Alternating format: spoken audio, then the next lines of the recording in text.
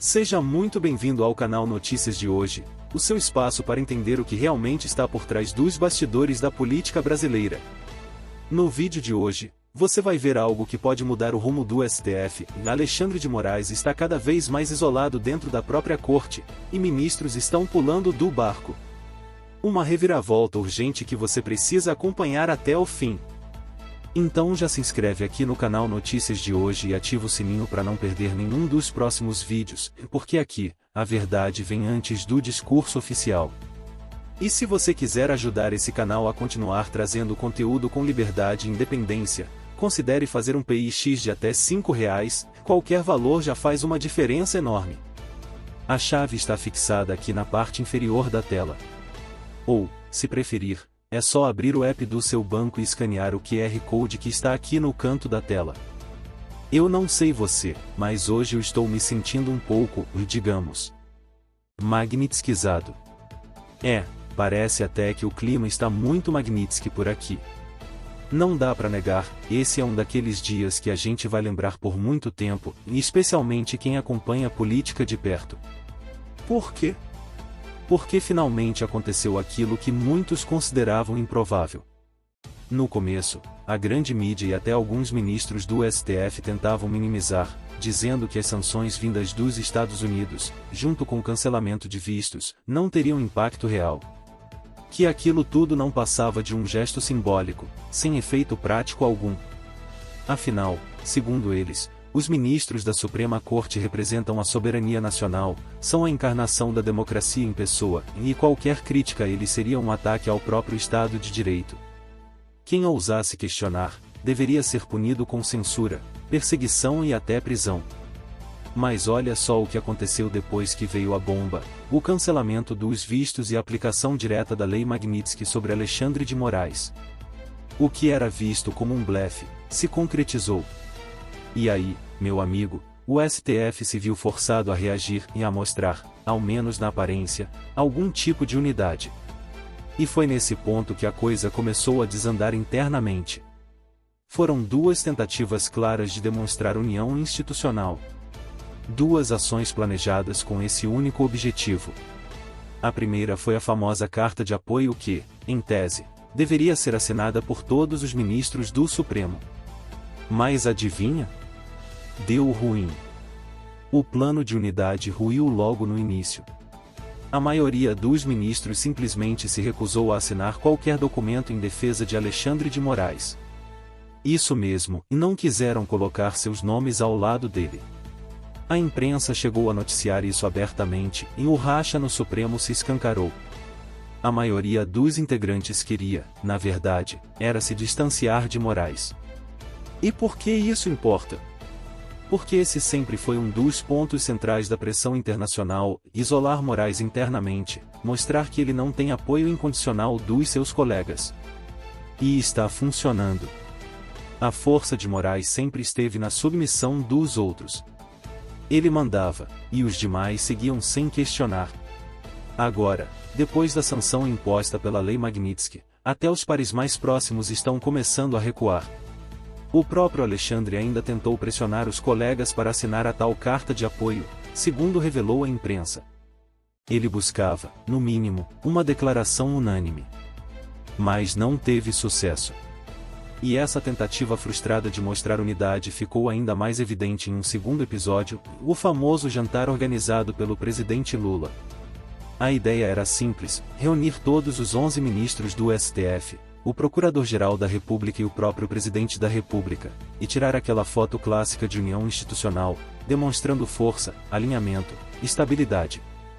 Mas novamente, o plano falhou. Nem todos apareceram. A imagem que era para passar a mensagem de estamos juntos acabou reforçando a percepção oposta, de que há uma divisão interna crescente, um mal-estar, e que nem todo mundo está disposto a seguir defendendo Alexandre de Moraes como antes. E o mais curioso, segundo o portal Poder 360, os próprios ministros avaliaram como inadequado fazer uma manifestação coletiva contra uma decisão soberana dos Estados Unidos. O que isso mostra? Que mesmo aqueles que ainda permanecem em silêncio, estão desconfortáveis com a situação. No fim das contas, optaram por uma nota genérica, assinada apenas por Roberto Barroso, atual presidente do STF. E detalhe, o texto nem sequer menciona diretamente os Estados Unidos. Ou seja, foi mais uma tentativa de parecer firme e sem bater de frente de verdade. E olha que a situação ainda piorou. Esse jantar de Lula, que deveria ter sido o grande momento de conciliação, acabou servindo para reforçar o clima de isolamento. Poucos compareceram. O gesto que era para fortalecer Moraes acabou mostrando o oposto, que ele está cada vez mais sozinho. E quem trouxe essa informação com riqueza de detalhes foi o jornalista Bruno Zambelli, em seu perfil, em Já eu vou ler a matéria completa para você. O presidente Lula se reuniu nesta quinta-feira, no Palácio da Alvorada, com alguns ministros do Supremo Tribunal Federal. O encontro, como você pode imaginar, não foi um simples jantar de confraternização. Ele acontece logo depois da aplicação das sanções por parte do governo dos Estados Unidos contra o ministro Alexandre de Moraes, em um movimento que gerou repercussão imediata nos bastidores da política e do judiciário brasileiro. Entre as punições previstas, está o congelamento de bens e contas ligadas a Moraes em solo americano, com base na Lei Magnitsky e uma legislação internacional voltada contra violações de direitos humanos e corrupção. Ou seja, não é qualquer coisinha. Agora presta atenção em quem estava lá. Compareceram ao Alvorada os ministros Gilmar Mendes, Edson Fachin, Cristiano Zanin, Flávio Dino, o próprio Alexandre de Moraes e o atual presidente do STF, Luiz Roberto Barroso. Além deles, marcaram presença o ministro da Justiça, Ricardo Lewandowski, o procurador-geral da República, Paulo Gonet, e o advogado-geral da União, Jorge Messias. Mas olha o detalhe importante, o Supremo é composto por 11 ministros, e praticamente a metade deles não apareceu. Dias Toffoli, sim, aquele que já foi advogado do próprio Lula, Luiz Fux, André Mendonça, Nunes Marques e a ministra Carmen Lúcia, e todos esses não foram. Isso é muito mais do que uma ausência simbólica. Isso é um sinal claríssimo de que há uma divisão interna no tribunal. E sobre a ministra Carmen Lúcia, a mesma que já declarou publicamente que o Brasil tem 213 milhões de pequenos tiranos, ela preferiu ficar de fora. Não quis compactuar com esse gesto político de apoio. Mas não para por aí. Um outro ponto chama a atenção em a presença do ministro Edson Fachin. Segundo fontes próximas, ele foi contrariado. Ele não queria participar. A verdade é que ele só apareceu porque, em menos de 2 meses, assumirá a presidência do STF, e sua ausência poderia ser mal interpretada institucionalmente. Especialmente porque o vice-presidente será ninguém menos que Alexandre de Moraes.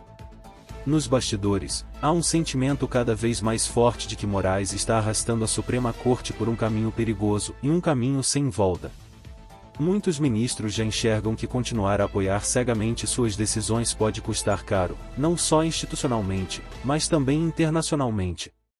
E um exemplo disso foi a polêmica decisão que determinou a colocação de tornozeleira eletrônica no ex-presidente Jair Bolsonaro.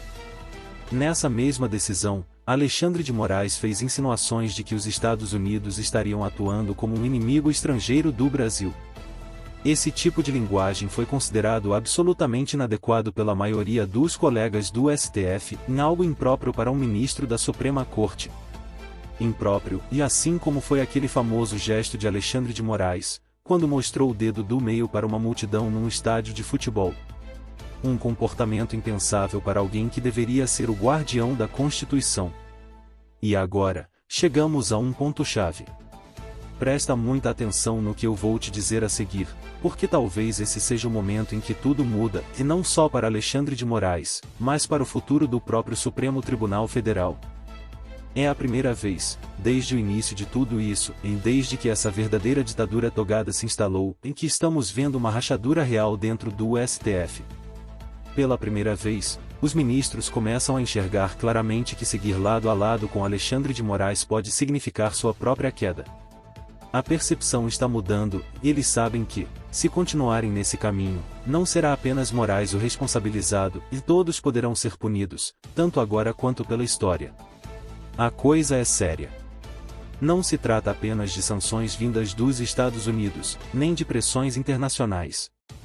Estamos falando de como esses nomes serão lembrados nos livros de história. E a verdade é que muitos já perceberam que continuar protegendo os abusos de um só, pode custar a credibilidade de todo o Supremo Tribunal Federal. E é por isso que este domingo pode ser um divisor de águas. Nós temos, mais do que nunca, uma oportunidade real de mostrar ao Brasil e ao mundo que o povo não aceita mais os abusos de poder, a censura e a perseguição disfarçada de justiça. É a chance de gritar alto: o Brasil quer Alexandre de Moraes fora. Essa manifestação, marcada para este domingo, não é só mais um protesto. Ela é o momento decisivo para pressionar o Congresso Nacional a agir e a votar a PEC 333, aprovar a anistia e finalmente desmontar essa estrutura autoritária que se instalou no coração das instituições brasileiras. Talvez você tenha compromissos, talvez já tenha planos para o final de semana. Mas, honestamente, nada, e absolutamente nada, é mais urgente do que estar nas ruas neste domingo. Se você acredita na liberdade, na justiça de verdade e no fim desse ciclo de arbitrariedades, vá para as ruas. Leve sua família, seus amigos, seus vizinhos. Organize caravanas se for preciso. Se você mora em uma cidade vizinha, vale a pena pegar estrada. Porque o que está em jogo é muito maior do que qualquer desconforto momentâneo. Este domingo pode ser o maior ato público desde as manifestações contra Dilma Rousseff, e arrisco dizer, é ainda mais importante. Porque não é apenas um governo que está em jogo, é o futuro da democracia brasileira. O mundo está olhando para o Brasil. E se parecer que o povo está em silêncio, que aceita o que está sendo feito, que concorda com os abusos de Moraes, então não restará mais ninguém para nos defender. É agora ou nunca. Nunca, em toda a nossa história recente, foi tão necessário ocupar as ruas do país. Nem nas diretas já, nem no fim do regime militar, nem mesmo no impeachment de Dilma. Este domingo é o dia F. O dia de fazer história. O dia de mostrar que a verdadeira soberania do Brasil vem do povo, e não de 11 homens de toga.